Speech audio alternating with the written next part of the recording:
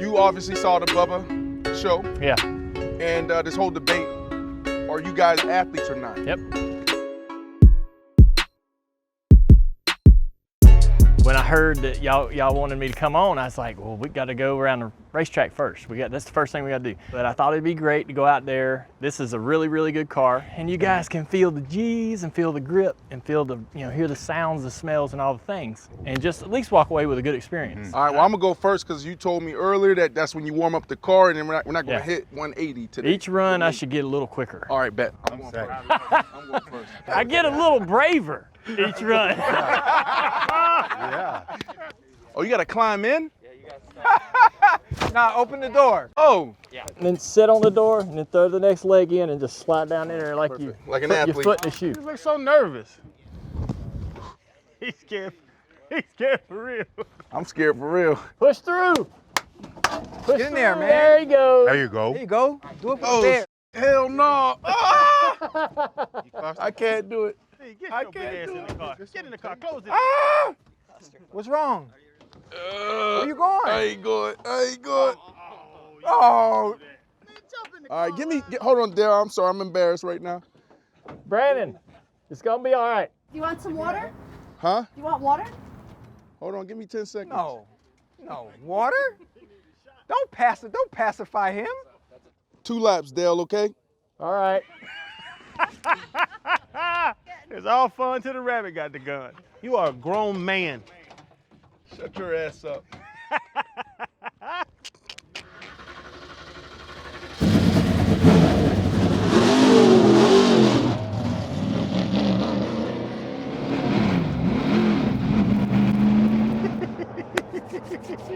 Started from the bottom, but we made the top. Found out what the blueprint was. That's nasty. Joker flying. I love it. Try to make it to the top like I'm dancing in the end zone. Told me I would fly, nigga hating, but they been wrong. Trying to get the cream, I've been trying to put my kin on. Get it with the team. 4 hours of that? 4 hours. Wow. With 40 other cars, right? 10. Bro, that's an airplane. Oh my goodness. That's insane. I get it. I get it now. All right, let me out. I get it now. How you feeling, B? It's like the snake when we had Tarzan on and I overcame that fear. I feel good about it. Just tackle it. Thanks, Dale. Your leg shaky? No, I was, once I got in, I was good. I used my little exercises. Oh, Fred's next.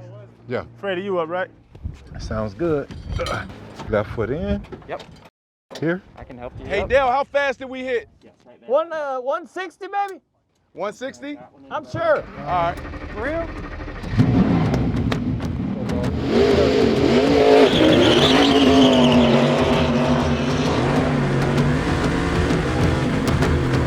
Yeah, he was taking it easy on me. Turn up the bass, now go. I need the horse to hear my flow. Bitch act like you know. 1, 2, 3, we been here before. Damn how it gets so dark. Niggas act dumb when you get too small. Getting high in the damn airport. Contact high for my damn ass score. I don't need a helmet. I don't need a helmet. Look at my head. Let's go, Dale. No helmet. He's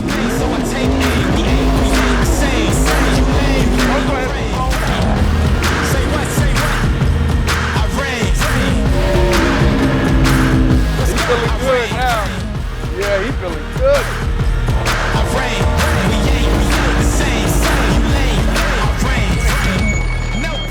Hey, G, You cramping? I broke my feet.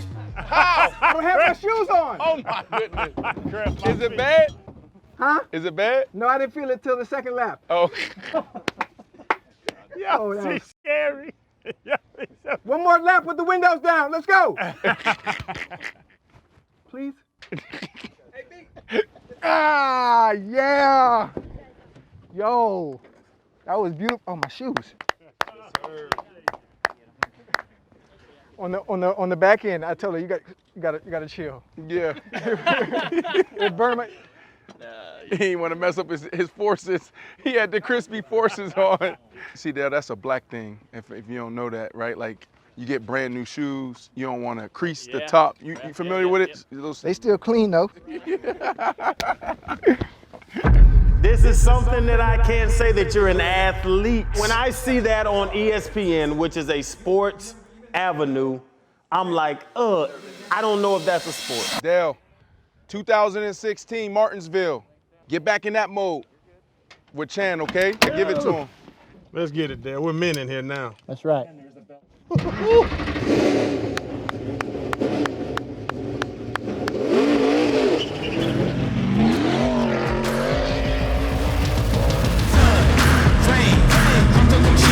He's getting the real Dale Jr. That's what he's getting right now.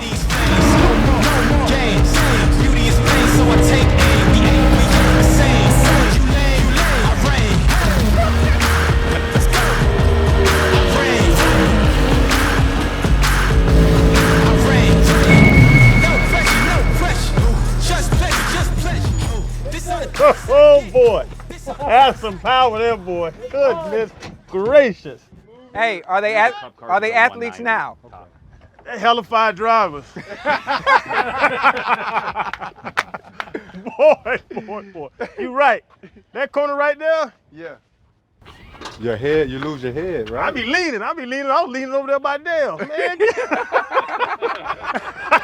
like, get me. You too close to this wall, buddy. Yeah. You know, we go so fast, I couldn't even tell when we were passing you guys. Right. Yeah. I don't know about athletic. I don't want to say It's impressive. You see almost athletic? Almost athletic. Yeah.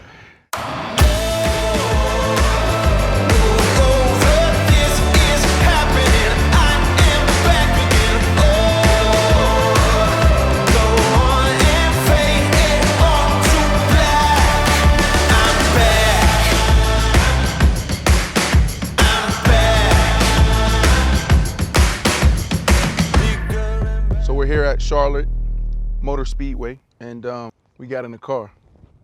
We had Bubba on, and this fool said that you guys aren't athletes.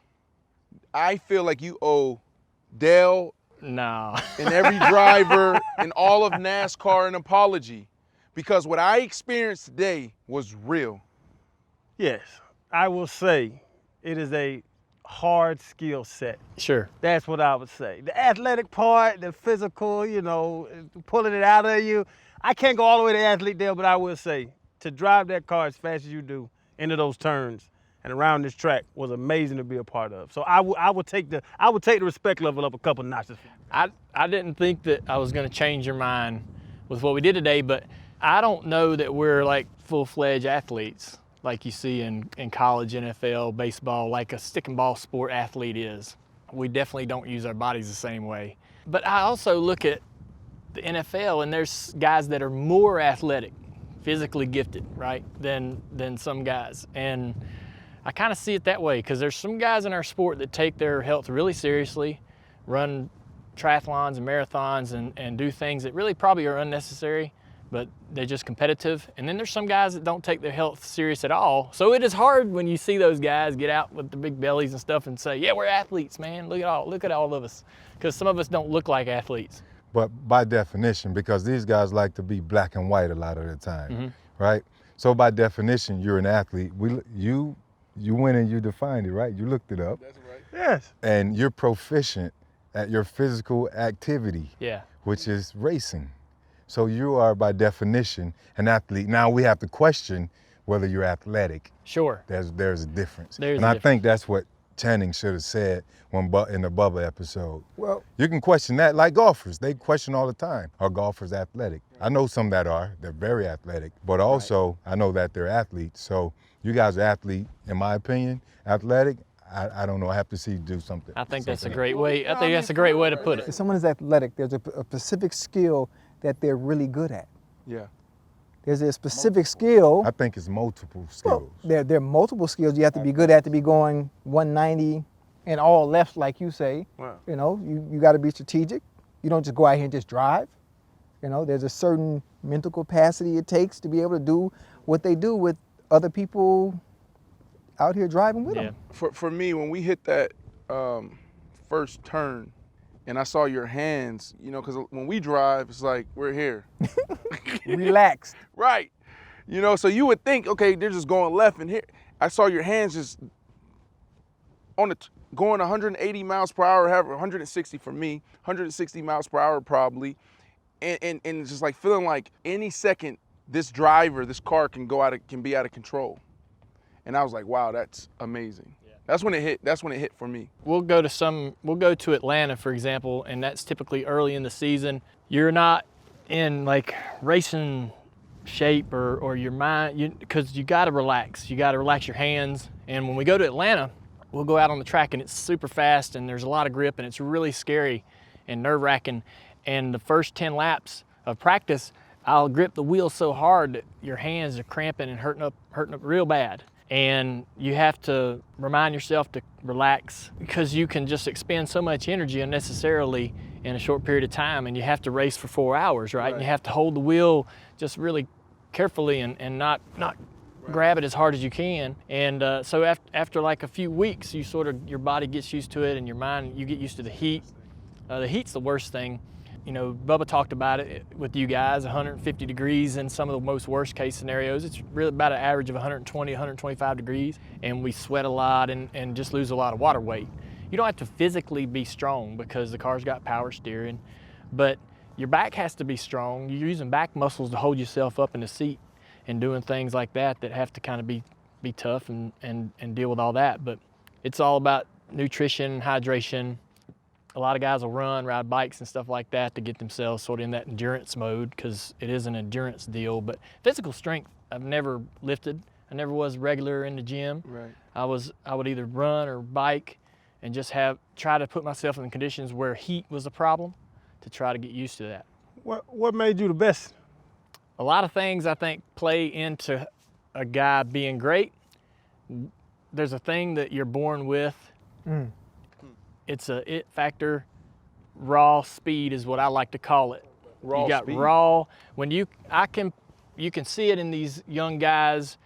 You'll put them in anything with wheels and they figure out how to make it go fast. And some guys learn that and acquire that ability over time. And then there's some guys that just have it. They just know it's like when we're driving around a track, you could feel, I don't know if you could feel in the seat of your pants the grip of the car. How much we had, how much might have been left. Guys can sense that really fast. Some guys that have that gift, and they're the magical ones. They're the special ones that you just know are going to be superstars. And there's only a couple that come along every sort of generation that become the superstar, that have the whole package, like the mental side off the track, keep themselves out of trouble, stay focused in their personal life, their professional life. They can do it all, right? And they know how to market themselves too, because this is such an important part of our sport. Everything we got's got patches and associated to some corporate entity, and so the marketing side of that, you have to embrace it. A lot of guys, myself included, when I came into the sport, I was like, I don't want to do that. I don't care about that. I just want to race. I hate doing sponsor appearances. I hate gripping and grinning and making people happy. I just want to race. But that's such an important part, even more so now. That spark, when did it turn into a flame? Did seniors say, hey, oh man, let's go? When I was 13 years old, my dad was really focused on his own career. He wasn't like gonna go out in the yard and play with me on a go-kart. He wasn't gonna do that kind of thing with me. He'd come home, he'd go to work at the shop in the morning, and he'd come home at 9 o'clock at night and sit on his recliner, pop that thing back, and be asleep in 20 seconds. And so I didn't have a lot of time to pick his ear and say, hey, what do I need to do? What should I be helping? How do I get where I want to go? 13 years old, I remember sitting on the couch, and he pops in that recliner 9 o'clock at night, and I was like, Dad, I'm 13 and I can't wait anymore. It's driving me crazy. I want to race so bad I can't stand it. I don't know what to do. And you don't seem to get it. Like, you don't seem to understand how bad I want to do this. And I might not have outwardly exuded that energy to him, right? He probably looked at me and went, I had no clue. Because I just didn't outwardly, I was short and just quiet and shy in the 80s. The feeling or the idea was you had to have a driver's license to race anything. It's changed, got kids doing it now. But back when I was trying to get into it, I thought I was going to have to wait till I was 16. Right. I was freaking out because I couldn't wait. I couldn't wait. And one day I came into the shop and he threw a newspaper down on the table and there was a sports page from the Charlotte Observer that was talking about this new series, and you could basically take a car off the street and put a roll cage in it and race it. And he said, you should figure out how to do this.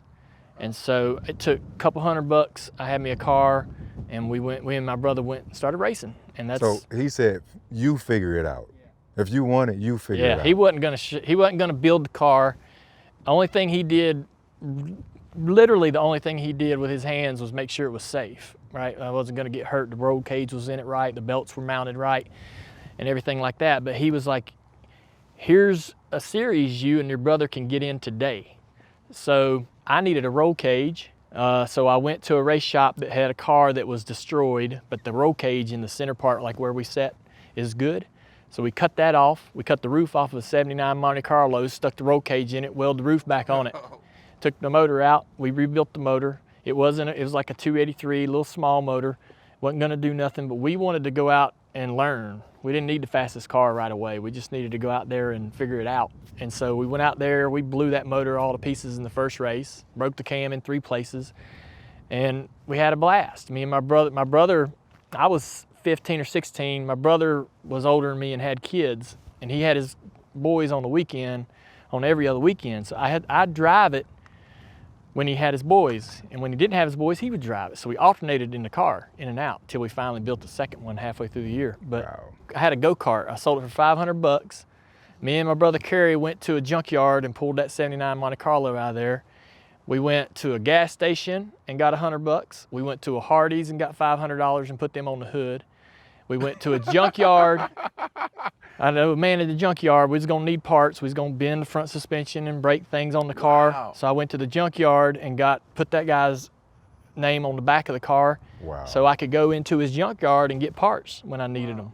So we really did like You built make it from this ourselves, right? But we say you built it from the mud. You Yes. came from the mud. Yes. You got it out. But that's the conversation we had a couple weeks ago Yeah. on our show, where you said, "Look, I'm not going to push my kids into anything. They'll show you what they want, and then that's when, right? You said they'll just do it." Yeah, it's the passion. Remember you what I don't told have you, to though? force it. Sometimes when they already have that it factor, you don't have to push. And it's funny, the first thing he says Yes. is that it factor. Right. Like sometimes your child already has it. You don't have to push. And Shan, to your case, those that do push and try to live through their kids because they weren't able to make it in whatever Burn 'em their out. dream or passion might have been, forcing them, they're what? What are they? The parents that do that? Losers. If you try to live through your kids, you're a loser. And I'll say it the rest of my life. I got 2 little girls and I don't know what they're gonna want to do. I'm a new dad. I'm figuring this out every day. But I kind of feel like you said, Fred, where you let them show you what they want to do, what their interest is. And because if my girls want to race, that's gonna be hard, just the girls, right? It's it's difficult. Right. And so, but if they want to do it, I'm gonna go Right. with them and Just try to make expose them. sure And they're we say that too. You expose them to.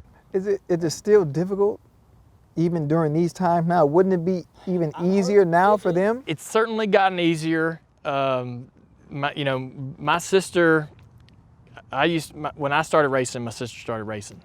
It was hard. She finally quit because of how difficult it was emotionally on her. And I mean, I've been at the track with her practicing and her just break down because she's getting pushed around or she just was having a hard time feeling accepted, feeling like she belonged there. And so, since there's a lot of time that's passed, Danica's came through, changed a lot of people's perspective about it. She showed natural ability and showed that in the proper situation she could do well. And so I think, my girl's got a long time for that Right, opportunity ever would come, but I'm sure it'll be even easier then, but it still won't be as easy as I'd like it to be. You speak of Danica. When she came in, a lot of stigma around still. I didn't know your sister Kelly. She actually was in the sport and raced. But because of that experience of what you saw your sister go through, was there anything you did? It was like, I'm going to help Danica? Did you ever go out your way to say, you know what, I support you, I'm with you? Or was it always, I'm going to kick your ass because you're a driver just like I am? So Danica raced for us. So she was our driver. Right. And I think that Danica would say that some of her best years in a stock car were in races she ran for us. She had really good performances. She had a great relationship with her crew chief, Tony Jr., he was my cousin. I feel like that we gave her a really great opportunity to succeed, and I feel like she did. You know, she eventually graduated into the Cup Series and drove for somebody else. Right. And so I think that she ran great in our cars, as good as every other guy in our cars was running. So was it you or Kelly that stood on the table for Danica to join your team? I was about it because I'd watched Danica race before she got to Indy. And so I wanted her to succeed. I wanted her to be a big deal. And time out, go back. What's Indy? Like okay. we're learning. I mean, Ocho, he seemed like an expert. So you got a lot of people watching this. We don't know. Teach us, educate us. You know. So Danica's racing origins were in open wheel cars like the Indy 500. She was creating a buzz, you know, when she was working her way up through the ranks. And so I'm like, man, she's marketable. She's good. She's fast. I hope this continues. She goes into the Indy series, the top open wheel series. She won a race in Japan. She ran really good at Indy 500 a couple times. And then she tried to come to NASCAR. And then she came to drive for my team. That's a hard change from one to, it's like I guess maybe going from football to try to become great at baseball, right? It takes a whole different, you know, skill level. And so a lot of guys, almost all of them that tried to transfer from Indy to NASCAR fail. And they all do. And most of the guys that go from stock cars to the open wheel cars typically fail. That leading up to my next question, I'm glad you just said that. So just curious, hypothetically speaking, if you were to take Lewis Hamilton and put him in the right situation, the right team, do you still think the results would be the same in the difference from F1 to NASCAR? If Lewis came to drive our car. Yeah, just in general. He's elite. Right. He's like that, he's that 1%. He's that one of a kind guy. What makes a driver elite? He's got magic, man. He's got a magic. Magic. So I would guess it's like, You just see a gift, like you know. You guys see it on the field when you watch a guy play, a running back. Like Patrick Mahomes. Patrick Mahomes. You talked about it today, playing chess. You're looking 5 steps ahead. You know what's getting ready to happen before the next guy does. And you know how you got to apply yourself in the gym, studying, watching film. Drivers watch film. We never watch film. We watch film now. All of them watch themselves, watch last year's race. All the drivers want to know the strategy and what might come and what might not come.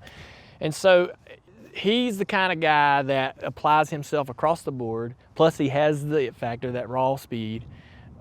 So I think he would figure it out. What I saw when I came on your campus today, I mean, you have cars everywhere, just, you know, offices, all these people, you know, a production company, and I learned you have 14 companies. And, you know, even when you look at the car, if I'm saying it's the racing company, got 4 drivers running the Xfinity series. How do you keep all that together? And people. Like, you got people here that you trust to help you move this around, right? And go places, and it's gonna be right. It's gonna be done first class. Your editor guys are gonna kick butt. You put people in position, like my sister. Now, I should give her a ton of credit because she deserves it. She's the brains. She is the one that understands the budget, like where we are financially as a race team. She helps me understand what are good opportunities for me in the business world. And you put certain people in control of each, entity and each objective, and allow them to be creative and come up with amazing ideas and try to steer this project in the right direction, right?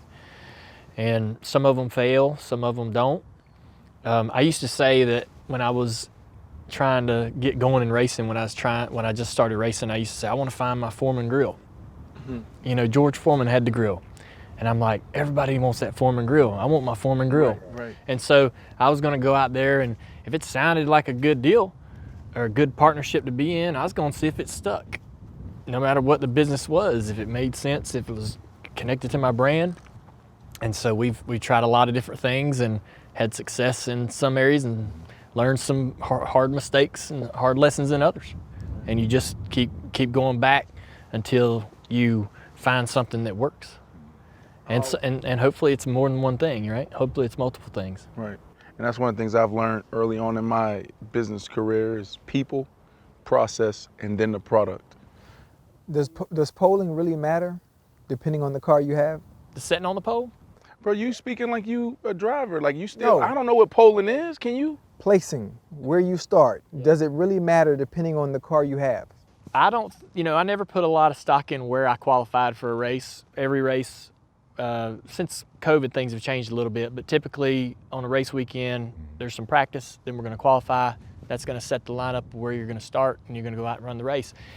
I never really put a lot of stock in it because it's a typically a 500 mile race. A lot of time to figure out how to get yourself toward the front. If you qualified in the back, sometimes I even like qualifying back there because I love to move forward. I never really loved qualifying on the front row because you got all those guys behind you, the pressure, right? You can feel that energy. They're chasing you, man, and you got to keep them back. You start there, so you got to keep them there the whole time. You got to keep them behind you the whole time. When you start in the back, you get to enjoy sort of working your way toward the front and climbing a mountain, if you will, and I always enjoyed that. Did you coming behind your father, being the Michael Jordan, whatever name you want to put out there, sports? We call them haters. Yeah. Did anybody hate on you saying, oh, that's just Dale's boy? Oh, they didn't really yeah. believe in you? Absolutely. I mean, all the way to the very end, even today. Yeah. I mean, I don't know if any of you guys had a father that excelled at something. I mean, he won 7 championships and he won, 80 races, 70 some races. When I started, I wanted to pay my power bill, my phone bill. I wanted to do this for a living, right? I didn't want to work. I didn't set these like, I'm gonna be a champion, I'm gonna win 50 races. I just wanted to make it. And I kept on thinking about, like, if I ran a race, I would go, all right, did I make it? Did that race prove that I belong here? When will I feel comfortable like I'm gonna be able to hold on to this position I have in the sport for as long as I want, so I can make a living here? And that was really all I wanted to do. And my dad, he was this massive thing to a lot of people. And growing up, watching that, it was awesome, right? My dad was a superhero in my eyes, and I watched people adore him and want to make contact with him and want to be around him. And I thought, man, that's awesome.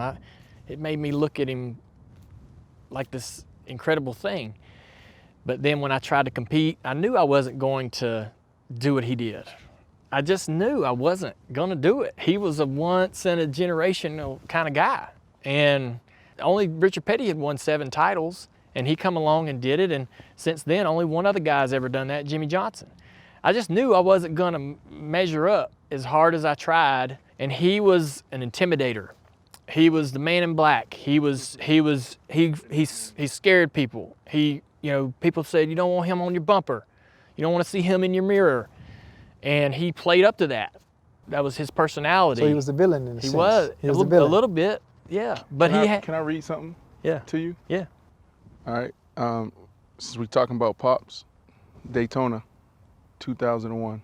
When I realized that Dad was gone, there was a noise coming out of me that I can't recreate. It was just like a blow of shock and sorrow and fear. I went back in the bus in my room and I shut the door to my bedroom and just sat there. And I thought to myself in that very moment, I was like, I'm going to have to do this by myself the rest of my life. He was like having a dad, like a cheat sheet. Having Dad was like knowing all the answers to everything. And I was like, man, I'm going to have to do this without him for the rest of my life. Yeah, that's what it was like. You would call him and be like, I can't figure this out. And he would just be like, silly, it's simple, man. This is how you do this. This is what you need to do. This is how he knew how to treat people. He just did everything right in my eyes. And I thought we were gonna do this together, right? And I was racing for him. I drove his car. He owned my car. I was racing for him and I was winning. We were celebrating. We got tight. We weren't real tight for a long time. And so when I lost him, man, it was like this, I thought I was on this path that was gonna be just this linear, smooth ascension to something great. And I thought, now I'm not sure, what I'm gonna do. I could screw this up, right? I don't know that I have the wisdom and the ability to do what he did. So Daytona 2001, got Michael Waltrip and you battling out. Pops is behind you. Was he pushing you? He was just sitting back there, He was sitting just back kind of there? watching me and Yeah. Michael. So you guys take it and it's the last lap. Yeah. When did it really hit you? So we were, step back to before the race, Dad says to me and Michael's my teammate. I drive Dad's car and Michael's my teammate, and those are Dad's car. He just started this business. He just started this race team, right? And this is his baby. It's going to be his future. He's got a couple more years and he's going to retire. And he told us before the race, he said, if we all work together and help each other, one of us can win. And I'm young and I'm like, I don't know, that's a silly idea. I'm gonna win. It's gonna be because of something I did, Right. not nothing y'all did. And so, but we're running all day long, and it's a 500-mile race at Daytona. It takes forever. It feels like it's 6 hours, but we're sitting there running, and it comes down to the last lap, and I didn't have there was nothing I was gonna be able to do in that last lap to pass Michael. He was just too fast. But I was pretty comfortable that I was gonna run second.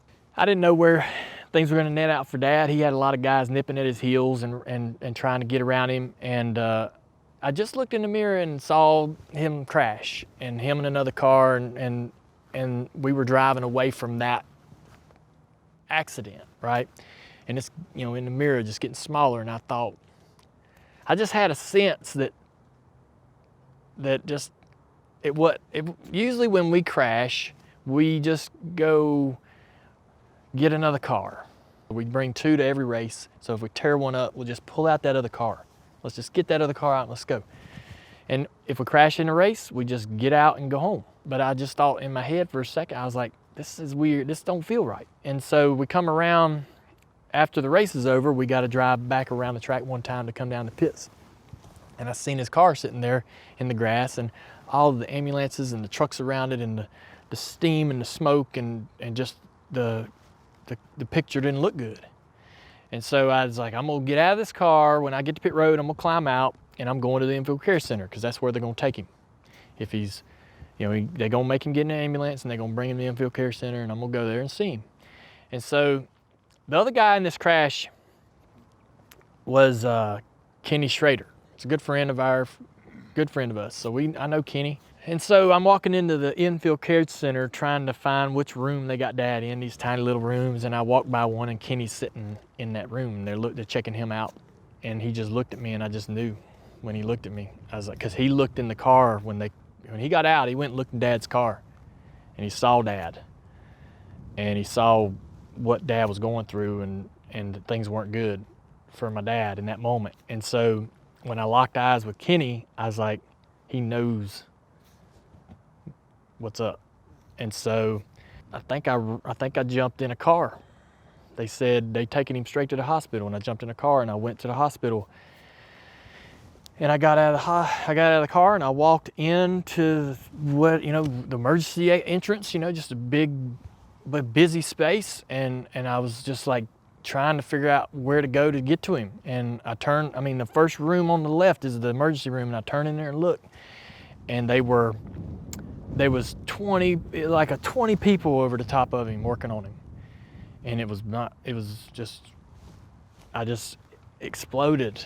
This noise just comes out of you, all this pain and just sadness, and And I turned and ran in the other direction to the first person I recognized, which was a guy named J.R. Rhodes, who was a PR guy. And I just grabbed him and I just screamed, or whatever, you know, that noise is. And I ain't never cried about my daddy since.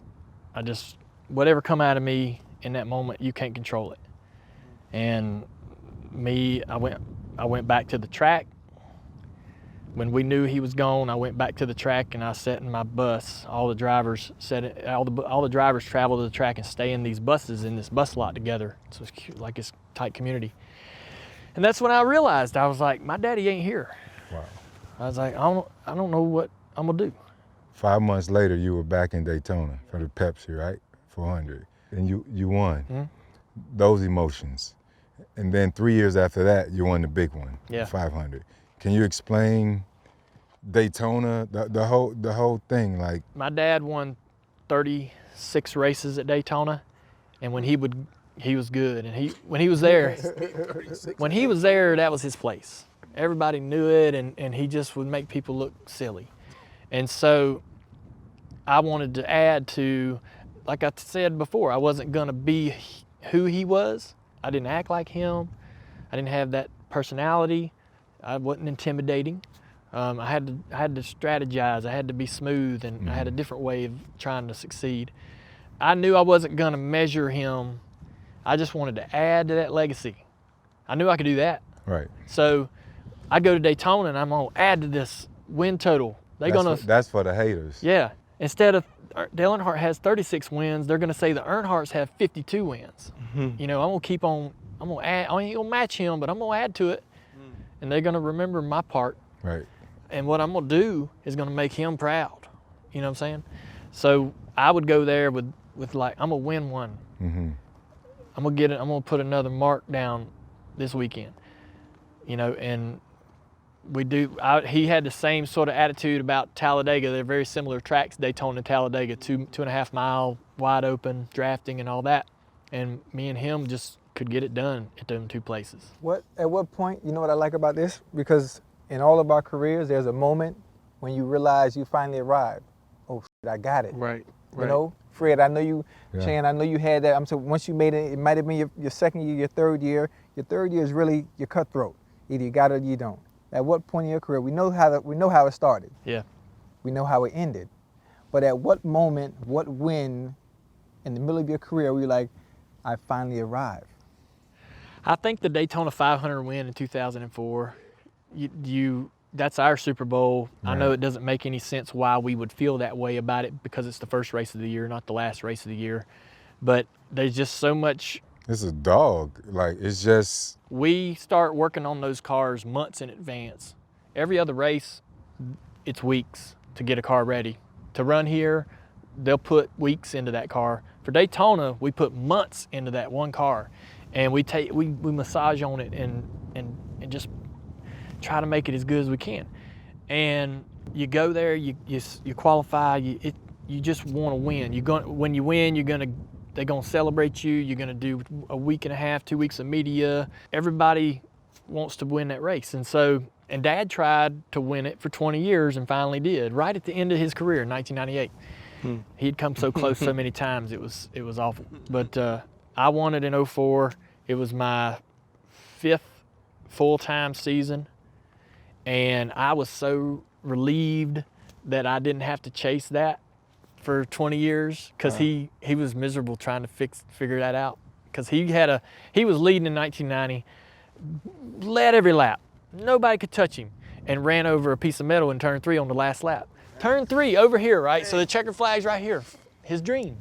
Checker flag. Wow. And he runs out of gas over there, or run over something and flattened his tire and lost. Wow. And I mean, he had come that close to winning that race multiple times like that, and had something weird happen at the end.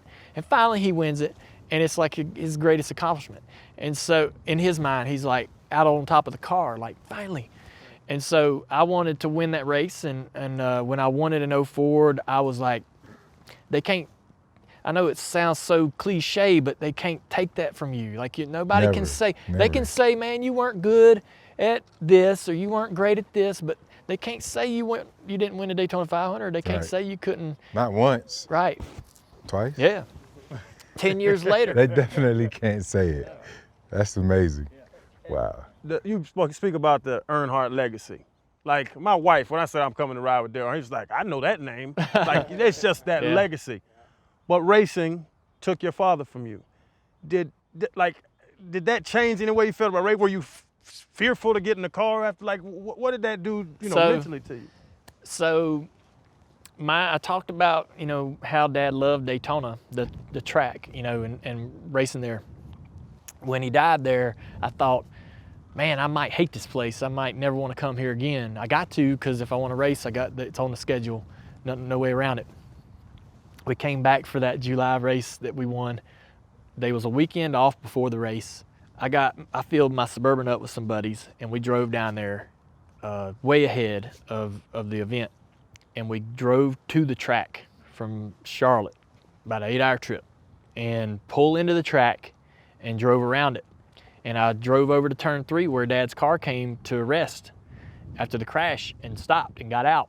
And I stood there and it was like a moment to see how I would react to being there and to make sure, okay, I didn't want to do this when it was time to practice, right? I didn't want to show up and have to get in my car and have a reaction that wasn't favorable or something I couldn't help.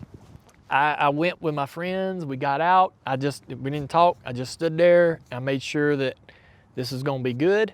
I wasn't gonna have no problem.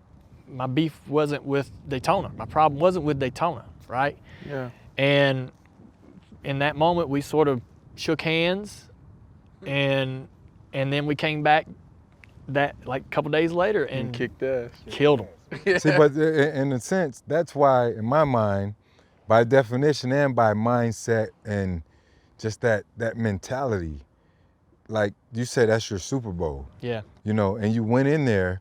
We go in games, before big games, we go in the stadium and we say, all right, yeah, we look around. It's time to get it. Yeah. You know what I'm saying? Like, Yes. nothing's gonna stop me. Yeah. I've had those moments every few times. Every once in a while, I didn't know when they were gonna happen. Right? You just show up and you heading to the track. It don't feel different than any other weekend, but for some reason you walk in, you're like, I feel good. It just happened. This is gonna be a good one. Let me tell you what it did for me. I would just start crying.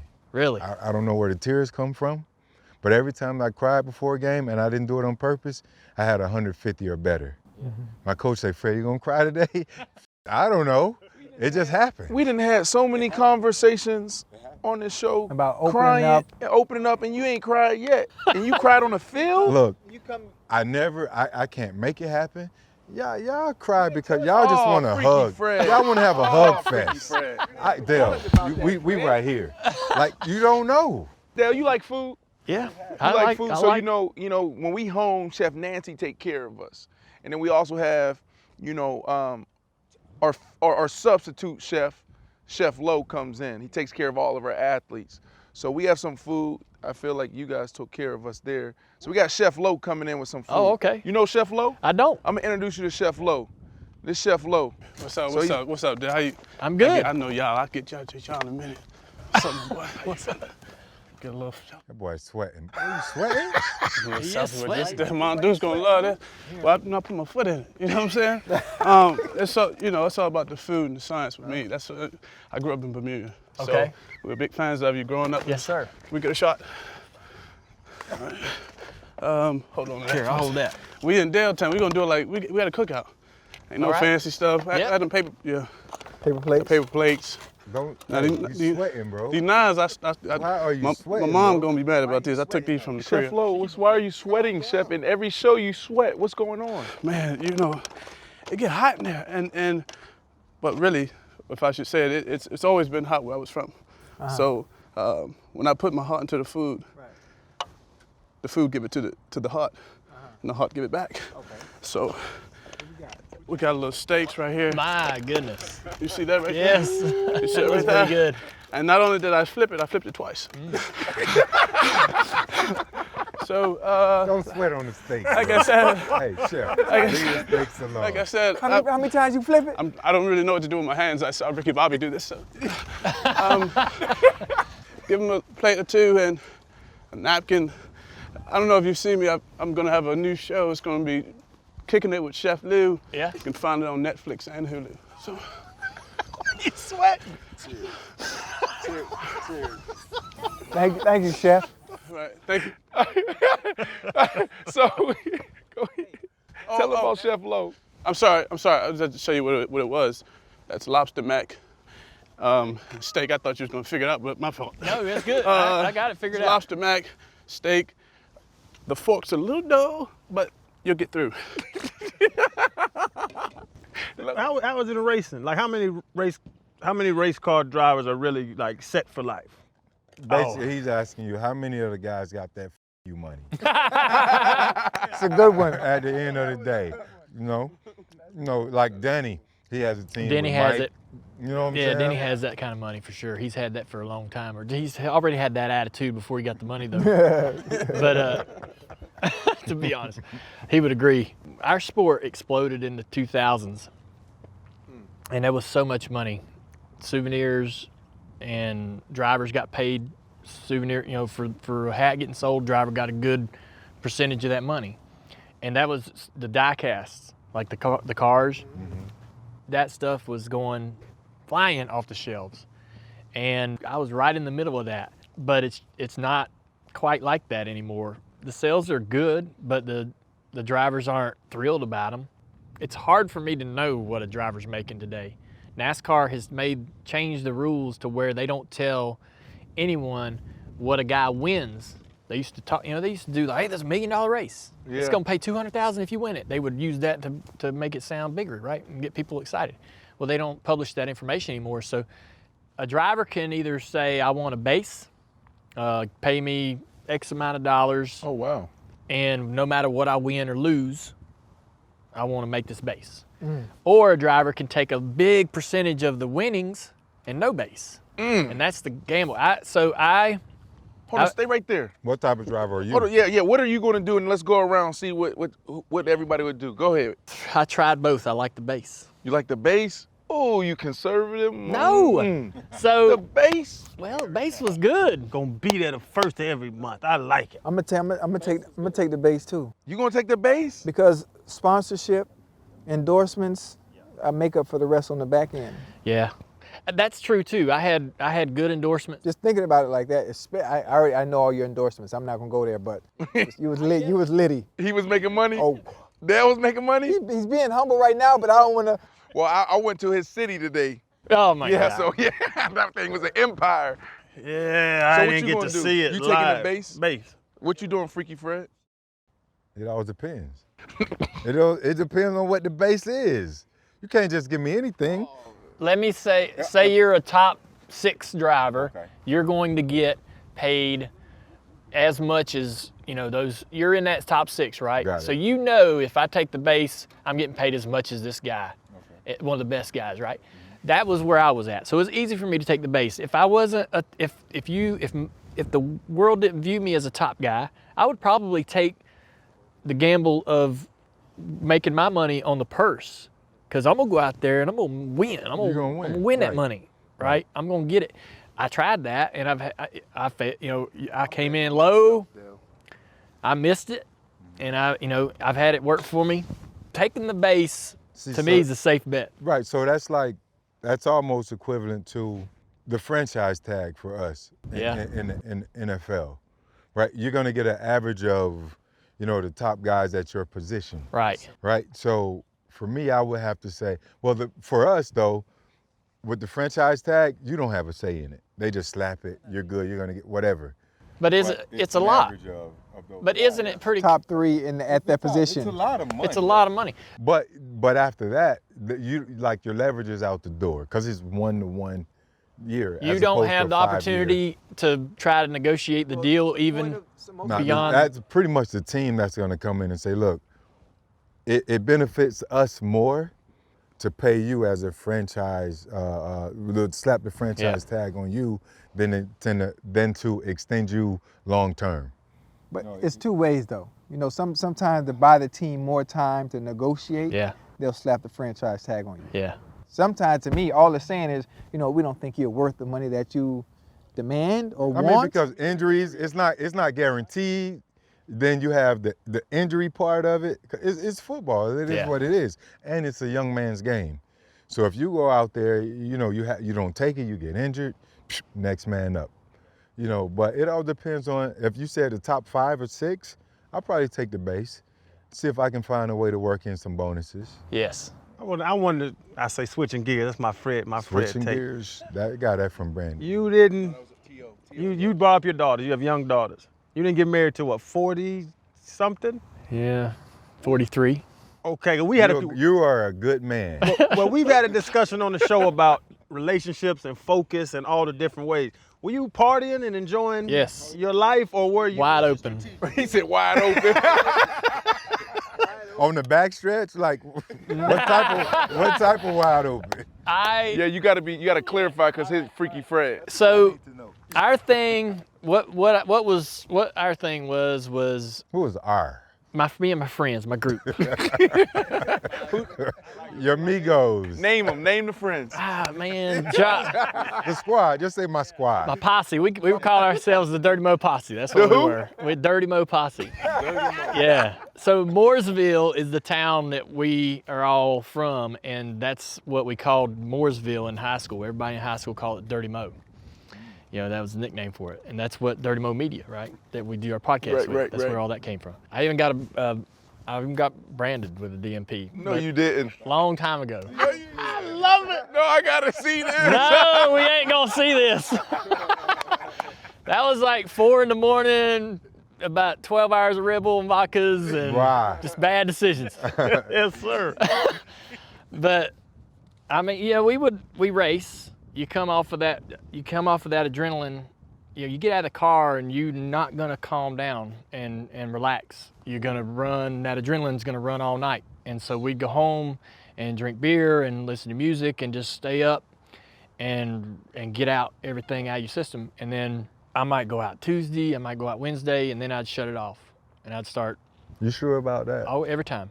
I don't know how to prove it or convince you. Discipline. But I didn't like being foggy or hungover in a car.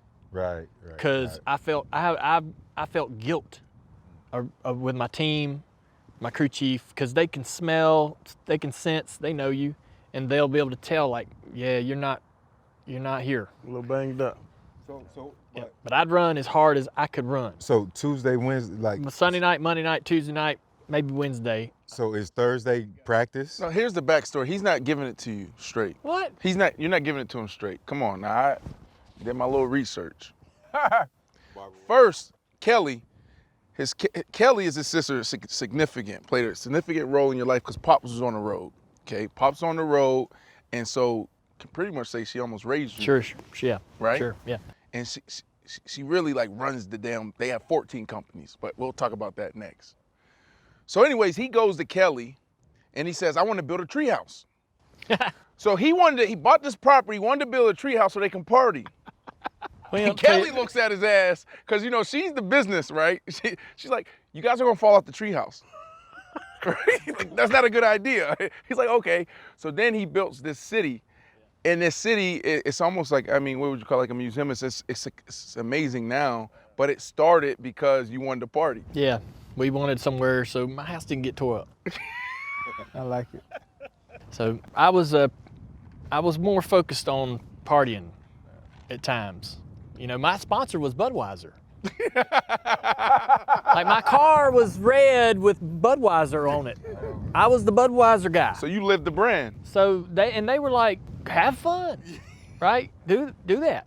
We want you to drink our product. People know that you love it and enjoy it. And you know, they were involved in everything sports-wise. We go into boxing matches and anything else you want to go to and just live in it, you know. From like 2001 to 2006, it was just fun.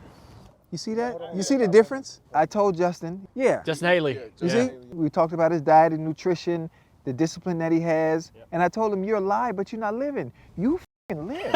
Yes. That's living. That's for sure. That's what I meant. Yeah. You f***ing living. I lived. I've got no regrets. We all play in the league. We're Yes. married guys now, but back in our younger days, Yeah. I'll say the league comes with perks. Are there NASCAR groupies? Like, how's the women like? Do they look like the wife in Talladega Nights? Do they really look like her? It's different. It used to be that way. It looks different to me today than it did years ago. From the sideline, Yeah. everything looks different. Well, most of the drivers are in relationships or married, raising kids. 10 years ago, there's a lot of young single guys like myself. Yeah. You know, and we would run into each other at the bar, and we were competitive there, just like we were on the track. And everybody had their little cliques that they ran in, and everybody kind of, you know, used a little abrasive with each little clique. And these guys, they talk bad about me, or I heard this guy talk bad about you. And we were immature in the nightclub world, just like we were on the racetrack. Wow. Like I said, man, our sport blew up in the 2000s, and it was popular. And in this area, Charlotte, and in and around here, where 95% of the drivers live here. Wow. You know, most of the race teams are here. All the industry is mainly here.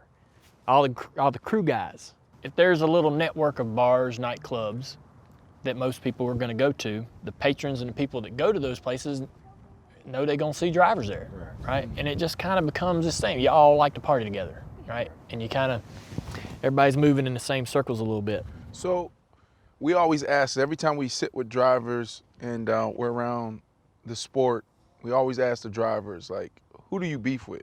So who was your beef? Who was your rivalry? Kyle, me and Kyle. Rowdy? Yep. Give us some stories. So, A friendly No. beef, or oh, this was serious. yes, Kyle raced for Hendrick Motorsports, and I was leaving the Bud team. I was going to leave that team, leave that car, and go drive for somebody else. And so I was a free agent, and I was moving around talking to owners and seeing where the interest was for me. And his owner and I were talking. And Kyle and Rick Hendrick, the owner, weren't in a good place. And Kyle can explain that better than I can. So they made a decision to split. So I go into the team. And I think to Kyle, it was me taking his car. And so Kyle was kind of pushed out into free agency, not really willingly. He ended up getting picked up by Joe Gibbs. They had an insane season. Everything worked out perfect for Kyle. Well, when he was having this great season, I was kind of right on his heels in my new deal that was his deal. And so it immediately kind of pitted us against each other. And he would use every opportunity he could in the media to dig. And I think we went back and forth with that. He wrecked me at Richmond. I'm leading the race. Denny was leading and had a flat tire, so now I'm leading the race. There's 4 laps to go. Kyle is on my inside. I feel like I'm gonna win. I'm in the outside line. That's where I wanted to be, and I think that's where I should. You know, that's what's gonna win the race. And he's down here on the bottom, and he got loose or something and slid into me and spun me out, and I hit the wall. Fans, man, they went crazy. That's really what sent Kyle into villain town. That moment. Yeah, I think so. And so that and a lot of other things that he did. He didn't handle some of those situations. Like I say, like he would, like in that moment, instead of getting out of the car and saying, yeah, I made a mistake, or I did it on purpose, he would just split, like avoid the interview, blow people off, right? And fans were like, you can't blow people off. You can't blow off those interviews, and you're acting like a child, right? And but he's matured and gotten way better since then. So we go back to Richmond the next time, and I ran over him, wrecked him. You did it on purpose? Yeah. Did you do it on purpose? Oh yeah. And so I had to. Yeah. Like even if it wasn't That's in crazy. my Y'all mental, going 180 miles per hour. it's not like in my mental character to go out there and do that. But if I didn't do that, here I am, I'm right behind him getting ready to go in this corner, and everyone in the place knows that this is an opportunity for me to make that happen, and 85% of them want me to do it. What if you can't, you got to do it. You gotta do it. And so I wished I'd have wrecked him harder than I did. I hit him, and I thought I hit him hard enough, and he goes up there and backed in the wall. It hurt his day, which was my intent. But I wanted to wreck hard, Isn't like that, I wreck. that's good for the sport, though. That is. You got to have the good versus evil. And so we continue to bash each other and dog each other in the media and just dirty look each other every time. Just hate each other. Like, I can't stand to be around the guy. Physically uncomfortable to be in the same room with him. And I started the podcast. So I invited him on my podcast, and we relived Say the all name of that. your podcast, a little shameless plug. The Dale Jr Download. So I used to just go on there and just talk about the race weekend and what I thought about it. But then it's kind of turned into this interview conversation like we're having. And I said, Kyle, it's time for you to come on the show. Let's talk about this. Let's stop this. We're getting, it's so far in the past. And we talked about it. And he said some things that blew me away. He came to the Empire? Yeah, he came to the room you were in today. Wow. I need to go back and watch that. We sat down and talked it out. And it was great. I was glad to not have, because I still was uncomfortable being around him. Didn't like it. Didn't want to be around him. I don't like to use the word hate because I didn't really hate him. I just didn't like him, man. It happens. I wanted to fix that. I can't live that way. I don't like living like that. And I'm glad we did. And we communicate and we text, we That's where give it each other started. advice. You mentioned Joe Gibbs. Yeah. I know you're a Washington football team fan. Yeah. But Gibbs Redskins, right? Yeah. Now, Washington football team. Yeah. What's up with the team, man? My mom and dad split up in '78. I was 4. She moved to Chesapeake, Norfolk area, and everything up there is Washington, everything. And I lived in around Charlotte, and there was no team here. And so you were either a Washington fan or a Dallas fan or maybe an Atlanta Falcon fan. I would go to my mom's twice a year, once at Christmas and once at in the middle of summer. And she always had like a jersey, Art Monk jersey, all the guys. I was a big Art Monk fan, him and Darryl Green. And so I just thought Art was, if you needed a first down, that's where you were gonna go. And he was just no controversy, reliable, healthy all the time. I liked his style. And Sound like an ex-receiver to me. he broke Steve Largent's record, I think, for the most catches in a season. That's since been broken, but that was a big deal. They traded him to the Jets. Anyhow. No, that's fine, because what I wanted to get at is we talk about football, and nowadays all you hear is concussion, concussion, concussion, CTE. I know you're an advocate, around concussion, and you spoke about your career and being able to walk away from the sport. Talk to us about that, Well, I didn't. It wasn't a choice. Like my concussions I had to face it. I couldn't drive a car, right? I was hurt so bad that I couldn't do my job, and so I had to fix it if I was gonna. Like, I know you guys have dealt with injuries of all types, and so when my concussions happened, I was worried about, is this my new normal, right? All those symptoms that I was having, I can't live like this, right? I don't want to, this ain't gonna be every day. What was the symptoms? Balance issues, just turn a corner, get up and walk that way would just, you just get nauseous. And bad vision problems, blurry vision, and my eyes I would try to look at a target something with my eyes, and they would jump off that target. I couldn't control them. Were you afraid? Heck yeah. In the NFL, they tell us that we might eventually succumb to CTE. Right. So a lot of us Yeah. that have had concussion. I am very much worried about what 20 years from now looks like for me. We hear the stories about other people that have dealt with CTE and Scary. have some bad things happen to them, right? And they find themselves in places where they can't escape, right? And they can't fix it. And so, I'm definitely nervous about just how sharp will I be? Am I gonna have this mental decline that's gonna be a little accelerated? right? All of us are gonna have a decline of some sort, but will mine be accelerated? I know that my eyesight used to be perfect, and I know that it's gone down and it's going down, and my doctor's like, you know, that's probably something that got kick-started sooner than normal because of your injuries, and it's probably something that's accelerated because of your injuries. And I'm thinking, well, I hope that's all that I got to worry about is my eyesight going bad and getting a new prescription every 10 months. We're all with you. We go through it, yeah. One of the things you said offline though was I was miserable driving. Yeah. So meaning like you're happy now. Yeah. Yeah. Well, so that's a good thing. I wanted to add to that what Fred asked me, and we talked about it today. I know that if I want to have that long-term sharpness and the best possible outcome, it's in my hands. There's things I can do, right? And that's ride my bike. That's my mental health, my physical health.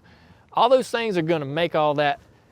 If I don't take care of that, I'm absolutely gonna have problems. Right. And so I'm not gonna be mentally sharp. You know, if I wanna, you know, I still like to drink beer, hang out with my friends, and I wanna go drink beer at a bar. Well, if I'm gonna do those kind of things to my body, I gotta do something on the other side. Correct. Right? To take care of it and keep myself going. And I know that when I rehabbed, all my rehab for my concussions was all simple exercise, which I didn't understand how that was gonna really fix my problems, because I'm thinking, well, if my wiring's messed up, how is messing with this weight ball gonna help that? It does, it did, it fixed it, I know it did. I did it multiple times through multiple concussions and fixed it, right? And I know when I don't do those things and move away from exercise, I decline in cognitive skill. I decline in mental toughness and sharpness. Yeah. And to stay elite, or to stay where I was, I know what I need to do. That really rolls into mental toughness, like just mental issues, right? For me, when my anxiety is at its highest, it's because I've taken multiple weeks of just not doing what I've been doing the past 20 years. So you have to stay on it. I think Ocho says no coddling. You know, you can't coddle these people, you can't coddle yourself. You gotta really get out there and be proactive. Try and make yourself better. It's a challenge and a fight, but it starts with you wanting to do better and want to be better. You know, and if you pay attention to yourself and your body, you know, you listen to that, you're gonna tell yourself, man, get your ass off the couch, go do something. You'll feel a little better. And we all go through that, but it comes back to your mental capacity. I never knew how much simple exercise mattered to your mental health and happiness until like the last 2 or 3 years of my career. I was telling Brandon today, a buddy of mine got me into cycling, and I rode my first year 2,400 miles on the highway. It's a ton. And dude, I was as good as I'd ever been, you know, sharp, happy, feeling good, you know, just could do anything, right? And now that I don't ride that much, I know what I need to do to get that fixed, you know? You got a Peloton at the crib? No, I ride on the street. I mean, just to wake up and jump on it. So my wife has a Peloton, and that thing, Peloton? you got it. You country, don't let your He country sound like, come up. remember that episode where I was, that was You me. got Peloton. the thing. Listen, you have to crank the tension on it. I ain't gonna do what it. It's a beast. No. What I'm trying to say is, with that, when you get on the bike and you got to go up that hill, there ain't one way. There's one way up it, and that's pedaling That's hard. it. That Peloton, Right. you can cheat. Peloton. It's Peloton, Dale. I like Peloton. But you don't look like the cheating type, so it's all good. I don't trust myself. Right. Who do you think should sit in this seat next? And I stole this from All the Smoke. Got Jack and you got Matt Barnes, do a phenomenal job. They have a podcast that's crushing it right now. And they asked me that question when I was able to go on their show. So, you know, I'm stealing that from those guys. Yeah, Jimmy Johnson. Jimmy Johnson? Yeah. So Jimmy Johnson, he's just retired from stock car racing, and he's a rookie at 45 years old trying to go into IndyCar. I talked about that transition from one type of racing to another and how hard it is. He won 7 championships in our sport. Him, my dad, and Richard Petty, the only 3 people that have ever done that. Jimmy won 5 of those in a row.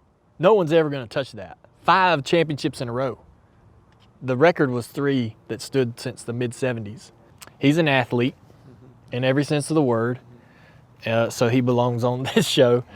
And you know, I just think the world of him. So, you know, he would be able to speak on a lot of things. I think, you know, the mind, the body, and being an athlete, a father, being successful, being a businessman, and also trying to transition into something that's completely foreign to himself at 45 years old. He's basically trying to recreate himself as a race car driver and try something that he's completely out to lunch in, right? He's gonna be floundering for a while till he figures it out. So It's hard to put it down. We're in Charlotte. yeah. This is where you like to party. I've never partied, but we're in Charlotte. So we could take it off our bucket list. Tonight, we party with Dale. Can we go to the city? Yeah. Tony, let's turn up. Hey, y'all, I'm going out. Where we going? We're partying with Dale We're gonna tonight. go to the city. We're gonna go to the Empire. We're going to the Empire with Dale. Y'all manscaping? Huh? Hey, Dale, do you manscape? No. No. The 3-way manscape, the party style. Alicia, can we get Dale a manscape? Please? You gotta clean up down there because you're a little rough up here. I'm 46. Bro, it doesn't matter. It doesn't matter. Hygiene. No, it itches. No. The beard is cool. I shaved my chest one time. Never again. Never again. I ain't shaving nothing else. Well, I love your beard. Yes. Keep that going. My wife But was like, shave your balls. no. No, never.